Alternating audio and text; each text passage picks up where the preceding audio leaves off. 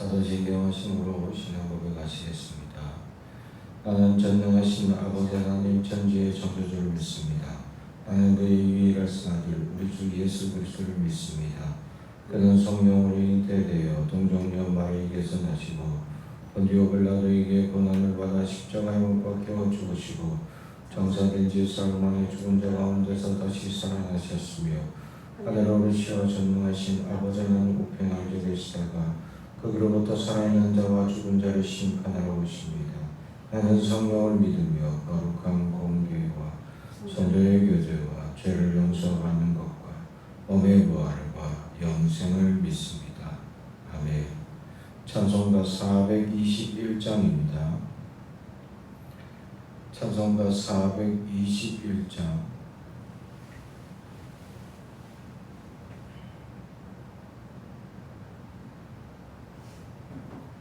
찬송가 421장.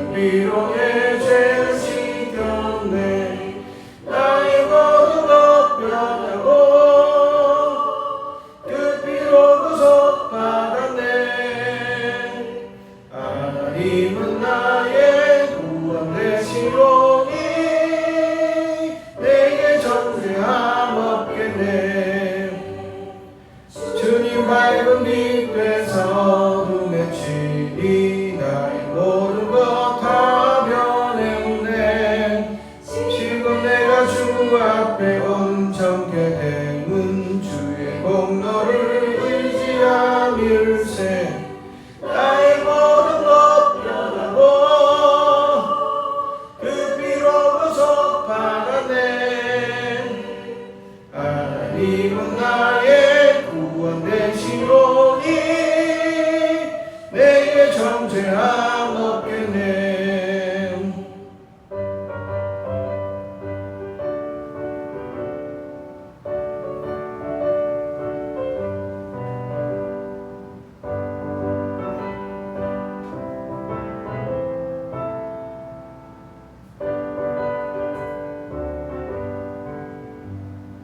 내게 성령이 임하고 그 크신 사랑 나의 맘에 가득 채우려 모든 공포 내게서 물리치시니 내 맘 항상 주 안에 있겠네.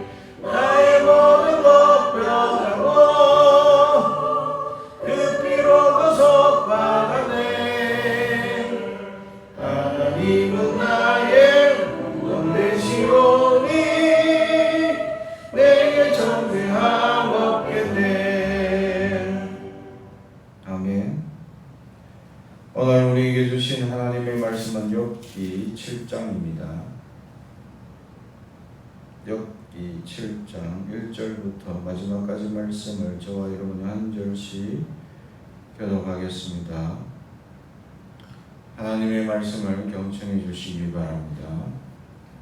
이 땅에 사는 인생에게 힘든 노동이 있지 아니하느냐? 그의 날이 꿈꾼의 날과 같이 아니하겠느냐? 주말 저녁 그늘을 몹시 바라고 그는 그의 삭슬 기다리느니 이와 같이 내가 여러 달째 고통을 받으니 고달픈 밤이 내게 작정이 되었구나. 내가 눈을 떼며 말하기를 언제나 일어날까 언제나 밤이 갈까 하며 새벽까지 이리 뒤척 저리 뒤척하는구나. 내 손에는 구더기와 흙덩이가 의복처럼 입혀져 있고 내 피부는 굳어졌다가 터지는구나. 나의 날은 그들의 빛보다 빠르니 희망 없이 보내는구나. 내 생명이 한낮 바람 같음을 생각하옵소서. 나의 눈이 다시는 행복을 보지 못하리이다. 나를 본 자의 눈이 다시는 나를 보지 못할 것이고 주의 눈이 나를 향하실지라도 내가 잊지 아니하리이다. 구름이 사라져 없어짐 같이 수월로 내려가는 자는 다시 올라오지 못할 것이오니 그는 다시 자기 집으로 돌아가지 못하겠고 자기 처소도 다시 그를 알지 못하리이다. 그런즉 내가 내 입을 금하지 아니하고 내 영혼의 아픔 때문에 말하며 내 마음의 괴로움 때문에 불평하리이다. 내가 바다니까 바다 괴물이니까 주께서 어찌하여 나를 지키시나이까. 혹시 내가 말하기를 내 잠자리가 나를 위로하고 내 침상이 내 수심을 풀리라 할 때에 주께서 꿈으로 나를 놀라게 하시고 환상으로 나를 두렵게 하시나이다. 이러므로 내 마음이 뼈를 깎는 고통을 겪느니 차라리 숨이 막히는 것과 죽는 것을 택하리이다. 내가 생명을 싫어하고 영원히 살기를 원하지 아니하오니 나를 놓으소서. 내 날은 헛것이니이다. 사람이 무엇이기에 주께서 그를 크게 만드사 그에게 마음을 두시고 아침마다 긍휼하시며 순간마다 단련하시나이까. 주께서 내게서 눈을 돌이키지 아니하시며 내가 침을 삼킬 동안도 나를 놓지 아니하시기를 어느 때까지 하시리이까. 사람을 감찰하시는 이여 내가 범죄하였던들 주께 무슨 해가 되오리까. 어찌하여 나를 당신의 간역으로 삼으셔서 내게 무거운 짐이 되게 하셨나이까. 주께서 어찌하여 내 허물을 사하여 주지 아니하시며 내 죄악을 제거하여 버리지 아니하시나이까. 내가 이제 흙에 누우리니 주께서 나를 애써 찾으실지라도 내가 남아 있지 아니하리라. 아멘. 오늘도 하나님의 크신 은혜가 넘치길 주님의 이름으로 축복합니다. 오늘 말씀은 6장에 이어서 이 엘리바스에게 하는 답장의 말, 연장선상에 있는 내용입니다. 그래서 이 7장 1절과 2절에는 인생이 허망하다라는 것을 보여주죠. 그 허망한 것에 대한 대상이 품꾼으로 오늘 묘사되고 있습니다. 품꾼이 일을 하고 그 삭슬 기다리는 것. 다시 말하면 인생은 일을 해야 한다. 끊임없이 일이 주어지는 품꾼이다라는 것을 보여주죠. 하나님의 저주가 에덴 동산에 있던 그들이 범죄함으로 쫓겨나면서 그 후로 그들이 하나님께 저주받게 된 것은 일을 해야 된다라는 것이죠. 그러나 그 일의 대가가 이전보다 못할 것이다 라는 것이 하나님의 저주죠. 그럼에도 불구하고 우리가 농사를 지으면 30배, 60배, 100배입니다. 이게 저주를 받아서 30배, 60배, 100배인데 저주 안 받으면 얼마나 많은 축복을 누릴 것이냐 라는 것을 우리가 생각해 볼 필요가 있습니다. 인생은 늘 일을 해야 되고 품꾼처럼 삭슬기다리나 그 삭시 우리가 기대하는 것만큼 주어지지 않는다. 그럼에도 많은 노력이 필요하고 우리의 인생에는 그러한 헌신과 노력이 필요한 인생이다라는 것을 가르쳐주고 있죠. 그러면서 3절부터 5절은 고통 속에 있는 그가 탄식을 하고 있습니다. 그러면서 그가 이 자기의 고통이 얼마나 큰가에 대해서 5절 구더기가 있다. 자기 몸에 이 악창이 난 그곳에 구더기가 있고 그 또 이 살이 이 흙덩이처럼 딱딱하게 굳어지고 또 터지는 현상들이 벌어지고 있는 것에 대해서 고백하고 있죠. 악성 종양이 나고 있는 것을 보게 됩니다. 엄청난 그 아픔 또 가려움으로 이 기와로 몸을 끓는 그런 모습도 보여줬던 이 욥의 모습이죠. 얼마나 가렵고 얼마나 아프고 얼마나 이 지금 자기의 상태가 비참한지에 대해서 하나님 앞에 고백하고 탄식하고 있다라는 것이죠. 그래서 자기에게는 더 이상 6절 희망이 없습니다 라고 고백합니다. 인생에 희망이 없을 정도로 그는 정말 어려움을 당하고 고통을 당하고 있다라는 것을 보여주죠. 그러면서 7절부터 10절까지는 인생의 무상함에 대해서 말하고 있습니다. 내 생명이 한낱 바람 같은, 그러면서 눈에 보이지 않는 그런, 또 9절에는 구름 같은 이런 허망한 것들을 비유하며 자기 인생이 너무나 연약한 인생, 아무것도 아닌 인생, 인생이 정말 산다고 하는 그 인생이 정말 무상함에 대해서 표현하고 있다라는 것이죠. 그러면서 이제 점점 11절에서 14절 원망의 한마디를 딱 던집니다. 비명과 같은 그가 11절, 이게 원망의 한마디죠. 그런즉 내가 내 입을 금하지 아니하고 내 영혼의 아픔 때문에 말하며 내 마음의 괴로움 때문에 불평하리이다. 아멘. 원망하는 딱 한마디가 내가 불평하겠습니다. 요 한마디. 지금 내가 너무 힘들고 너무 괴롭고 어려운, 지금 구더기도 기어다니고 지금 보름도 터지고 지금 피부가 완전 다 망가진 이런 상태입니다. 이제 내가 불평 한마디 하겠습니다. 요겁니다. 이거는 믿음이 없는 불평입니까? 원망을 위한 원망입니까? 그게 아니죠. 욥은 그냥 딱 한마디 불평을 던진 겁니다. 탄식은 또 다른 우리의 믿음의 표현일 뿐이죠. 탄식은 믿음 없는 게 아닙니다. 성경에는 탄식시라고 많은 시편들의 찬양시들이 있습니다.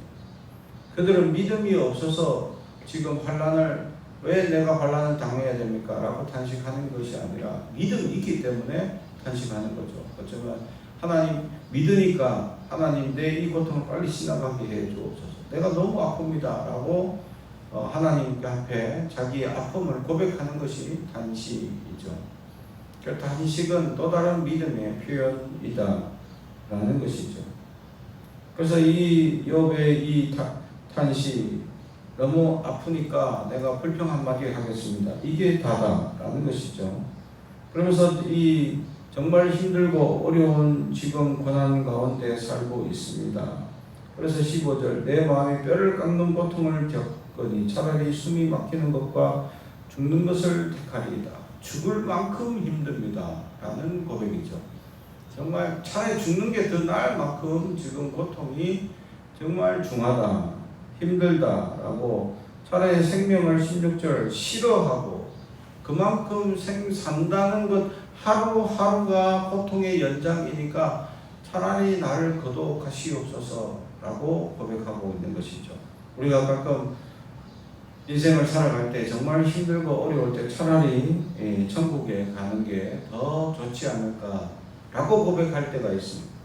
그것은 너무 아픔이 찾아오는 육신의 질병을 당할 때나, 또는 이 너무나 힘든 시련을 당할 때, 그때 우리가 탄식하며 정말 차라리 내가 지금 천국에 있는 것이 더 낫지 않겠습니까? 하고 고백하는 고백이죠.